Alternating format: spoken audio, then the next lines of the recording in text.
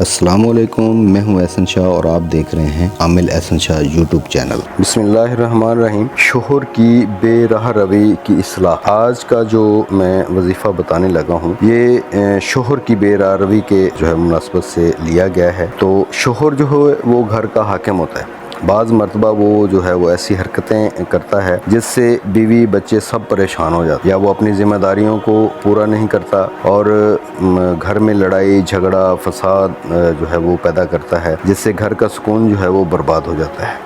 شوہر کو وہ راہ راست پہ لانے کے لیے، کیونکہ بعض دفعہ دیکھنے میں آیا ہے کہ جو گھر کا جو سربراہ ہوتا ہے، شوہر یا کسی بھی میری ماں بہن کا جو خاوند ہے، تو وہ حد سے زیادہ وہ مار پیٹ کرنا یا گالم گلوچ کرنا یا گھر میں بلا وجہ وہ لڑائی جھگڑا کرنا یا باہر سے آنا اور آتے ہی بیوی بچوں کے اوپر وہ روب دبدبا ڈالنا یا کیا کہتے ہیں کہ بلا وجہ وہ گھر کا وہ سکون برباد کر کے رکھنا۔ تو آج کا جو وظیفہ ہے وہ شوہر کو راہ راست پر لانے کے لیے ہے۔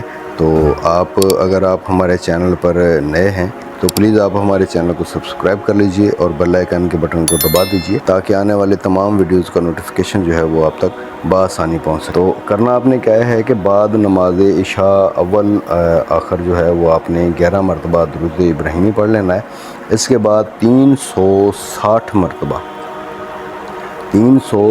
مرتبہ یا ودودو اللہ تعالیٰ کا نام وہ آپ نے 360 مرتبہ پڑھنا ہے۔ اس کے بعد پھر آپ نے 11 مرتبہ درود شریف پڑھ لینا ہے،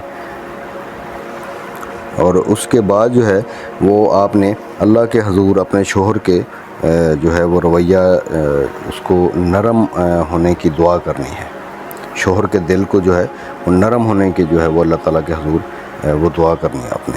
یہ عمل یہ وظیفہ کوئی وہ بیوی بھی کر سکتی ہے، لڑکی بھی کر سکتی ہے، اور وہ لڑکا گھر کا کوئی بھی مطلب کہ بچہ کر سکتا ہے، بچہ بھی کر سکتا ہے اپنے والد کو راہ راست پہ لانے کے لیے، یا لڑکی کر سکتی ہے اپنے والد کو راہ راست پہ لانے کے لیے، اپنے شوہر کو راہ راست پہ لانے کے لیے۔ تو عمل انشاءاللہ کریں، اور سورۃ فلق اور سورۃ ناس یہ بھی آپ وہ 11 مرتبہ باوضو پڑھ کر پانی پر دم کریں اور اپنے شوہر کو وہ پلائیں۔ انشاءاللہ شوہر انسانیت کے دائرے میں آ جائے گا اور غلط حرکتوں سے وہ باز رہے گا۔